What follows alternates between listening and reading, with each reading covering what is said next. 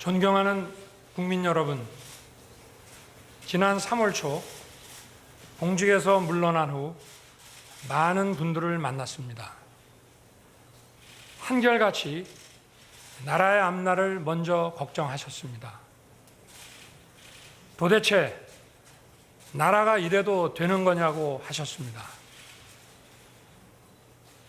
천안함 청년 전준영은 분노하고 있었습니다. K9 청년 이찬호는 억울해서가 아니라 잊혀지지 않기 위해서 책을 썼습니다. 살아남은 영웅들은 살아있음을 오히려 고통스러워했습니다. 국가를 지키고 국민을 지킨 우리를 왜 국가는 내팽개치는 거냐고, 마포의 자영업자는 도대체 언제까지 버텨야 하는 거냐고, 국가는 왜 희생만 요구하는 거냐고 물었습니다. 대한민국을 만들고 지킨 영웅들입니다.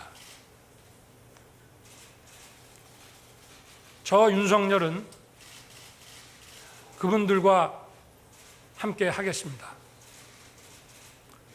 산업화와 민주화로 지금의 대한민국을 만든 위대한 국민, 그 국민의 상식으로부터 출발하겠습니다. 그 상식을 무기로 무너진 자유민주주의와 법치, 시대와 세대를 관통하는 공정의 가치를 기필코 다시 세우겠습니다. 정의가 무엇인지 고민하기 전에 누구나 정의로움을 일상에서 느낄 수 있게 하겠습니다. 이것이 제 가슴에 새긴 사명입니다. 4년 전 문재인 정권은 국민들의 기대와 여망으로 출범했습니다. 기회는 평등하고 과정은 공정하며 결과는 정의로운 나라, 특권과 반칙이 없는 나라를 만들겠다고 약속했습니다. 우리 모두 똑똑히 기억하고 있습니다. 그런데 그동안 어땠습니까? 경제 상식을 무시한 소주성, 시장과 싸우는 주택정책, 법을 무시하고 세계 인류 기술을 사장시킨 탈원전, 매표에 가까운 포퓰리즘 정책으로 수많은 청년, 자영업자, 중소기업인, 저임금 근로자들이 고통을 받았습니다. 정부 부채 급증으로 변변한 일자리도 찾지 못한 청년 세대들이 엄청난 미래 부채를 떠안았습니다. 청년들이 겨우 일자리를 구해도 폭등하는 집값을 바라보며 한숨만 쉬고 있습니다. 청년들의 좌절은 대한민국을 인구 절벽으로 몰아가고 있습니다. 국민을 내 편, 네 편으로 갈라 상식과 공정, 법치를 내팽개쳐 나라의 근간을 무너뜨리고 국민을 좌절과 분노에 빠지게 하였습니다. 이 정권이 저지른 무도한 행태는 일일이 나열하기도 어렵습니다. 정권과 이해관계로 얽힌 소수의 이권 카르텔은 권력을 사유화하고 책임의식과 윤리의식이 마비된 먹이 사슬을 구축하고 있습니다. 이 정권은 권력을 사유화하는 데 그치지 않고 집권을 연장하여 계속 국민을 약탈하려 합니다. 우리 헌법의 근간인 자유민주주의에서 자유를 빼내려 합니다. 민주주의는 자유를 지키기 위한 것이고, 자유는 정부 권력 한계를 그어주는 것입니다. 그렇기 때문에 자유가 빠진 민주주의는 진짜 민주주의가 아니고 독재요 전제입니다. 이 정권은 도대체 어떤 민주주의를 바라는 것입니까? 도저히 이들을 그대로 두고 볼 수 없습니다. 자유민주주의는 승자를 위한 것이고 그 이외의 사람은 도외시하는 것이라는 오해가 있습니다. 인간은 본래 모두 평등한 존재입니다. 그래서 누가 누구를 지배할 수 없고 모든 개인의 자유가 보장되어야 합니다. 그러나 자유민주주의 국가에서 나의 자유만 소중한 것이 아니라 다른 사람의 자유와 존엄한 삶 역시 마찬가지로 중요한 것입니다. 존엄한 삶에 필요한 경제적 기초와 교육의 기회가 없다면 자유는 공허한 것입니다. 승자 독식은 절대로 자유민주주의가 아닙니다. 자유를 지키기 위한 연대와 책임이 중요합니다. 그리고 이는 자유민주주의를 추구하는 국민의 권리입니다. 국제사회는 인권과 법치, 자유민주주의 가치를 공유하는 국가들 사이에서만 핵심 첨단 기술과 산업시설을 공유하는 체제로 급변하고 있습니다. 외교안보와 경제, 국내 문제와 국제 문제가 분리될 수 없는 하나가 되었습니다. 이제는 전쟁도 총으로 싸우는 것이 아니라 반도체 칩으로 싸웁니다. 국제사회에서도 대한민국이 문명 국가의 보편적 가치에 기반하고 있다는 분명한 입장을 보여야 합니다. 대한민국이 어떤 나라인지 확고한 정체성을 보여주어 적과 친구, 경쟁자와 협력자 모두에게 예측 가능성을 주어야 합니다. 지금 우리는 경제사회 시스템의 토대가 되는 기술 기반이 혁명적으로 바뀌는 시대를 맞이하고 있습니다. 과거에는 상상할 수도 없었던 초고속 정보 처리 기술이 우리의 삶을 크게 변화시키고 있습니다. 우리는 기술 혁명에 따른 사회 변화를 거부할 수 없습니다. 과거에 해오던 방식대로 일하는 것만으로는 국제 분업 체계에서 낙오되어 저생산성 국가로 떨어질 것입니다. 우리에게 닥친 새로운 기술혁명 시대의 도전을 극복하기 위해서는 과학기술과 경제사회 제도의 혁신이 필수적입니다. 혁신은 자유롭고 창의적인 사고, 자율적인 분위기, 공정한 기회와 보상, 예측 가능한 법치에서 나오는 것입니다. 광범위한 표현의 자유, 공정과 상식, 법치의 자양분을 먹고 창의와 혁신은 자랍니다. 국민들이 뻔히 보고 있는 앞에서 오만하게 법과 상식을 짓밟는 정권에게 공정과 자유민주주의를 바라고 혁신을 기대한다는 것은 망상입니다.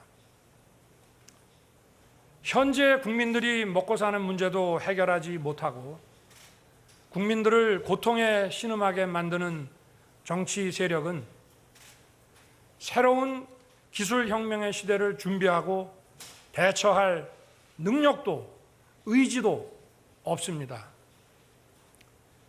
이들의 집권이 연장된다면 대한민국의 앞날이 어떻게 될지 불보듯 뻔합니다. 우리 국민들은 다 알고 있습니다. 더 이상 이들의 기만과 거짓 선동에 속지 않을 것입니다. 이제 우리는 이런 부패하고 무능한 세력의 집권 연장과 국민 약탈을 막아야 합니다. 여기에 동의하는 모든 국민과 세력은 힘을 합쳐야 합니다. 그래서 반드시 정권 교체를 이루어내야 합니다. 여러 가지로 부족한 제게 국민 여러분께서 많은 격려와 지지를 보내주셨습니다. 저는 그 뜻이 살아있는 권력에 대해 법을 집행하면서 위축되지 말라는 격려로 생각해 왔습니다.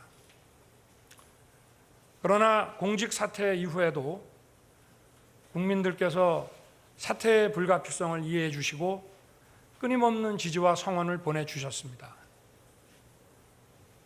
저는 그 의미를 깊이 생각했습니다. 공정과 상식을 무너뜨리고 자유와 법치를 부정하는 세력이 더 이상 집권을 연장하여 국민에게 고통을 주지 않도록 정권을 교체하는 데 헌신하고 앞장서라는 뜻이었습니다. 정권 교체 반드시 해내야 합니다. 정권 교체를 이루지 못하면 개혁과 파괴를 개혁이라 말하고 독재와 전제를 민주주의라 말하는 선동가들과 부패한 이권 카르텔이 지금보다 더욱 판치는 나라가 되어 국민들이 오랫동안 고통을 받을 것입니다. 그야말로 부패 완판 대한민국이 될 것입니다. 정권 교체라는 국민의 열망에 부응하지 못하면 국민과 역사 앞에 씻을 수 없는 죄를 짓는 것입니다. 저 윤석열 반드시 정권 교체를 이루겠다는 결실함으로 나섰습니다. 거대 의석과 이권 카르텔의 호의를 받고 있는 이 정권은 막강합니다. 그렇기 때문에 10가지 중 9가지 생각은 달라도 한 가지 생각, 정권 교체로 나라를 정상화시키고 국민이 진짜 주인인 나라를 만들어야 한다는 그 생각을 같이 하는 모든 사람들이 힘을 합쳐야 합니다. 생각이 다른 사람들이 함께 힘을 모을 때 우리는 더 강해집니다. 그래야만 이길 수 있습니다. 그러면 빼앗긴 주권을 되찾아 올 수 있습니다. 저는 정치 일선의 경험은 없습니다. 그러나 인사권을 가진 권력자가 아니라 국민의 뜻에 따라 오로지 국민만 바라보고 일해야 한다는 신념으로 26년의 공직 생활을 했습니다. 법과 정의, 자유민주주의 가치를 현실에 구현하는 것이 말처럼 쉬운 일이 아니라는 것을 몸소 체험하고 겪었습니다. 국민들께서 그동안 제가 공정과 법치를 실현하는 과정에서 겪은 일들을 다 보셨습니다. 정치는 국민들이 먹고 사는 현안을 해결하고 미래를 준비하는 일입니다. 우리의 현안을 해결하고 미래를 준비하는데 공정과 법치는 필수적인 기본 가치입니다. 이러한 가치를 바로 세우는 것이 국민을 위한 정치의 시작입니다. 국민 여러분, 저는 국민과 국가의 미래를 위해 모든 것을 바치고 헌신할 준비가 되었음을 감히 말씀드립니다. 정권 교체를 열망하는 모든 분들의 힘을 모아 확실하게 해내겠습니다. 우리의 미래를 짊어진 청년들이 분노하지 않는 나라, 국가를 위해 희생한 분들이 분노하지 않는 나라, 산업화에 일생을 바친 분들이 분노하지 않는 나라, 민주화에 헌신하고도 묵묵히 살아가는 분들이 분노하지 않는 나라, 세금을 내는 분들이 분노하지 않는 나라를 만들겠습니다. 그리고 청년들이 마음껏 뛰는 역동적인 나라, 자유와 창의가 넘치는 혁신의 나라, 약자가 기죽지 않는 따뜻한 나라, 국제사회와 가치를 공유하고 책임을 다하는 나라를 반드시 만들겠습니다. 위대한 국민 여러분, 우리는 할 수 있습니다. 힘내십시오. 감사합니다.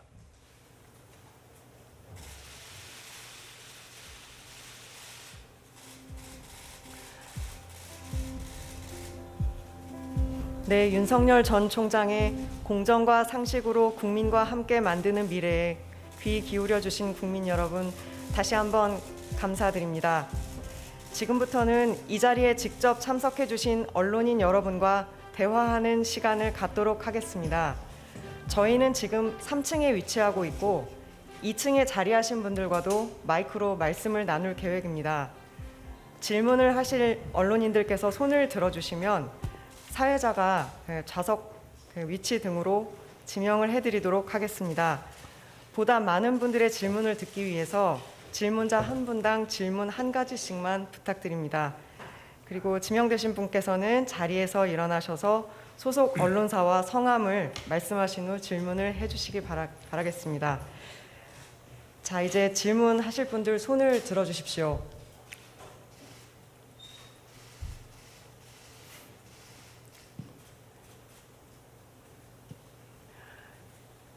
왼쪽 열 세 번째 줄에 그 제일 복도 쪽에 앉으신 회색 자켓 입으신 기자님.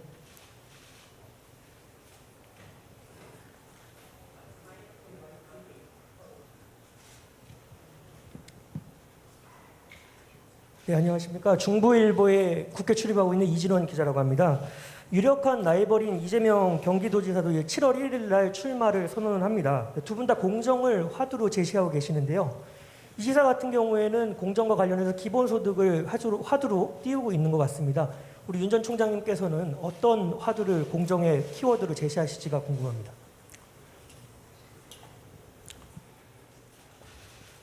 저는 공정에는 크게 두 가지가 있다고 저는 생각하고 있습니다. 하나는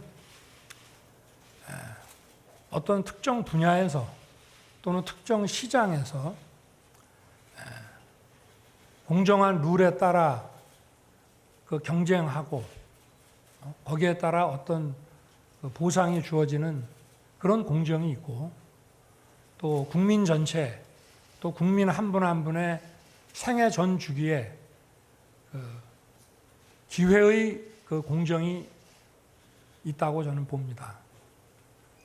지금은 우리 청년 세대는 취업이라든가 입시라든가 이런 데 있어서 어떤 불공정을 많이 느끼기 때문에 어떤 특정 분야에서 공정한 경쟁을 공정의 최우선 가치로 생각하시고 있는 것 같습니다. 그러나 국가와 정부를 운영하는 입장에서 본다면 국민들이 생애 전 주기에 자기들이 더 발전할 수 있는 그런 기회의 균등이, 공정한 기회의 보장이 또 큰 차원에서 이루어져야 된다고 봅니다.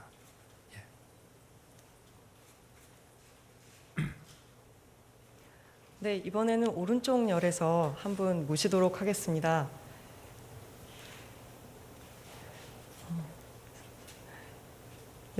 다섯 번째 줄에 흰색 자켓 입으신 기자님.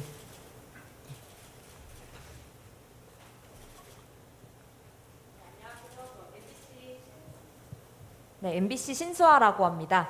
먼저 질문 드리고 싶은 거는 이제 준비하시는 과정에서 장모가 누구한테 10원 한 장 피해 준 적 없다라는 발언이 기사화된 적이 있는데 이 발언은 좀 어떻게 나온 건지 궁금하고요. 그리고 수사와 재판이 진행 중인 상황에서 이 발언이 전직 검찰총장님이시자 유력 대권 주자로서 좀 부적절하다는 지적은 좀 어떻게 생각하시는지 궁금합니다. 저도 그런 표현을 한 적이 없는데 그게 어떻게 나왔는지는 잘 모르겠습니다만은 저는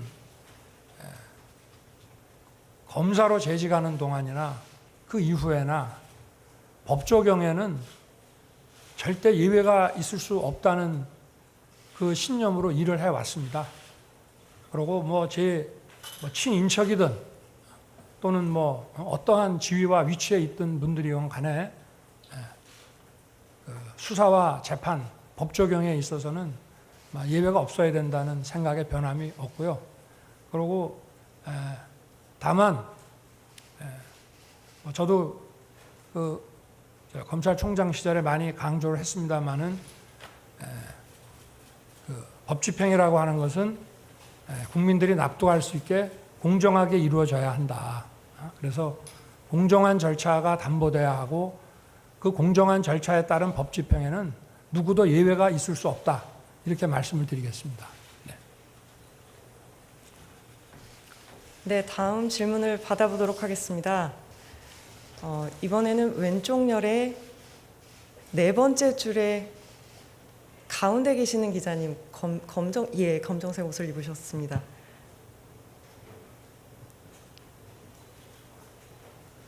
네, 경북일보 이기동 기자입니다. 현재 최근 여론조사상 보면 여권에서는 이재명 경기지사가 선두권을 달리고 있고 야권에서는 우리 전 총장님께서 지금 1위를 달리고 계신데 그 이재명 지사를 좀 평가를 한 말씀, 이재명 지사에 대해서 어떻게 생각하고 계신지 한 말씀 부탁 좀 드리고 싶고요.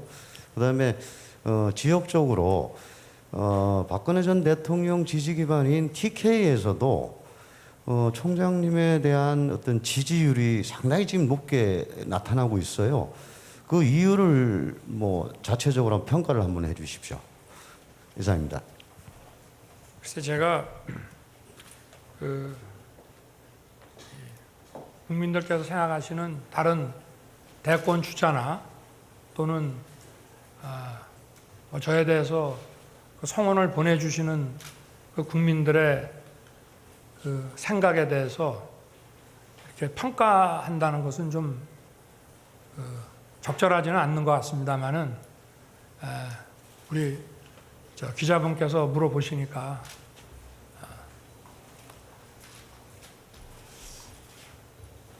뭐 여러 가지 정책이 있고만 하지만 저는 이재명 지사님하고는 과거에 제가 한 24년 전에 그 성남지청에 근무할 때 법정에서 자주 뵀습니다.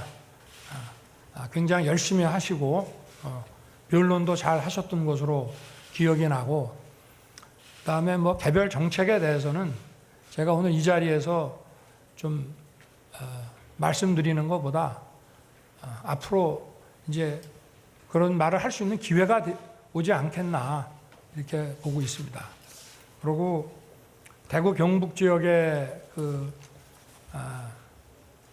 지지에 대해서는 그 대구 경북 지역 그 우리 주민들께서 저를 많이 성원해 주시고 하는 것은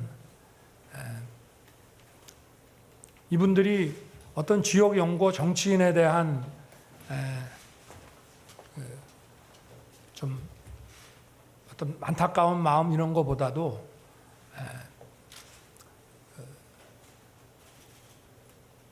지금 이 법치와 상식이 너무 무너져 내렸으니 이거를 좀 바로 세워 달라 막 그런 취지가 아니신가.